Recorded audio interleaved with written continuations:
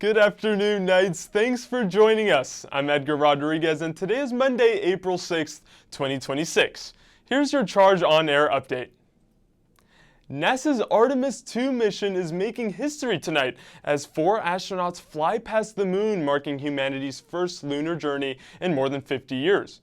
NASA says the Orion spacecraft entered the moon's sphere of influence early this morning, with live coverage of the flyby beginning at 1 p.m. Eastern. The crew is expected to break Apollo 13's record for the farthest humans have ever traveled from Earth before, swinging around the moon and heading back home. Deputies are investigating a robbery at a McDonald's near UCF. The Orange County Sheriff's Office says it happened around 6 p.m. Sunday at the restaurant on North Alafaya Trail. One suspect was taken into custody, and according to officials, though investigators have not yet released that person's identity. It's also still unclear whether anyone was hurt. The investigation remains active. Another major shakeup in the Trump administration. Pam Bondi is out as Attorney General after almost 14 months. Bondi has been at the center of much attention because of the lack of action surrounding the Epstein files. In July 2025, the Justice Department released a memo stating there was no client list or that Epstein was murdered. Bondi reportedly was in hot water after February comments on Fox News, where she stated that a client list was sitting on her desk for review. Trump announced on Truth Social that Deputy Attorney General Todd Blanche will serve as acting Attorney General. UCF students learn how to cook up healthy foods all while being on a budget and make some friends along the way. UCF's Wellness and Health Promotion Services hosted its healthy cooking class for the final time this semester. The lesson focused on ham and Swiss paninis with a side of pasta salad. Freshman nursing major Sienna Sternick says the classes are a great way to have fun while learning valuable skills. Help me prepare to cook better food in the future by letting me know what kind of ingredients and things that are better alternatives in my diet, and just do healthy recipes that I can try at home.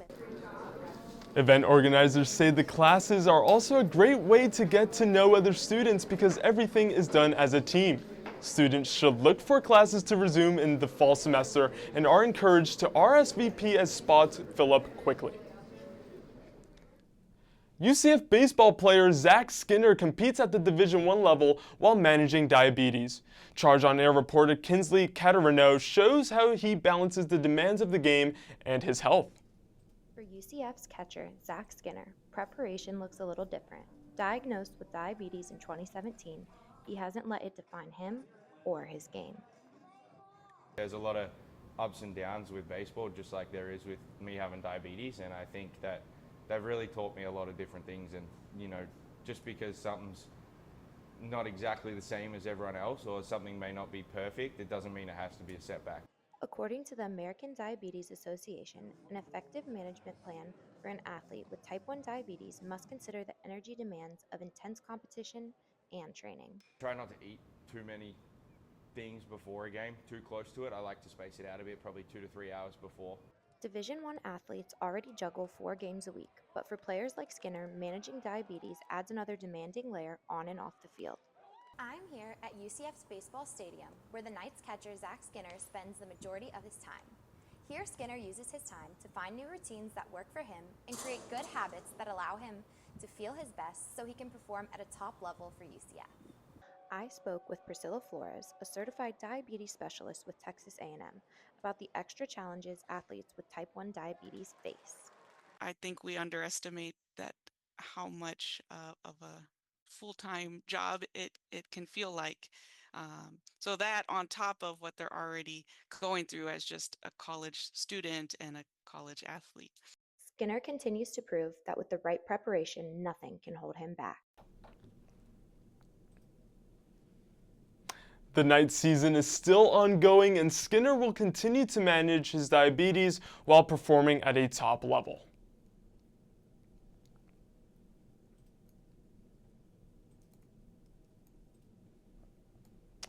Home runs, high fives, and head scratches. Friday is a packed house for UCF softball versus Utah, but the loudest fans were on 4 legs. Charge On Air reporter Nick Williams takes us out to the ballpark to meet the Pups at the Plex.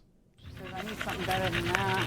I don't know if I have anything. It was a perfect day at the UCF softball complex for Pups at the Plex. UCF Athletics offered free dog adoptions before the night's game against Utah. I'm a dog guy. I like dogs, and it was a good fit. Chris Stronko, division manager of Seminole County Animal Services and a UCF alum, is hoping to play matchmaker. Listen, I would love for every one of these boxes to go home empty, right? That's the goal. Each adoption comes with a special dog basket made by ESPN Plus analyst Alex Powers. Just so much thought was put into it and so much generosity from Coach Bear, the staff, the school as a whole. Seminole County Animal Services has had 611 adoptions alone in the year 2026, and they expect to have even more at the Plex. I hope that anybody adopting here at the event today just also knows, like, you've got to be patient with the animals in general. Sounds like Giovanni Sanchez, the Academy Sports bus driver who drove the Utah softball team. Instant click, I need to have the dog. I'm at work right now, I need the dog now. It was love at first bark for Giovanni. He adopted a 6-month-old Chihuahua named Mike, and after signing the papers, he made a very important phone call. Bad news or good news? Which one you want first? Bad? There's no bad news, baby. I want you to say hi to your new dog. On a doggone awesome day from Orlando, Nick Williams, The Charge, on air. Say hi. His name is Mike. Now let's take a look at today's weather forecast. Today's high is 80 degrees with mostly cloudy skies and a 20% chance of rain. Tonight, the low is a cool 67 degrees with a 95% chance of rain, so you will need that umbrella. Tomorrow's high is 70 degrees with mostly cloudy skies and a 100% chance of rain. Less warmer than previous days, but you might want to hold on to that umbrella. That's all the time we have for now. Make sure to keep up with all that's happening throughout the week by following us on Instagram at The Charge News. And check back here tomorrow for another news update. I'm Edgar Rodriguez. Thanks for watching and have a great rest of your day.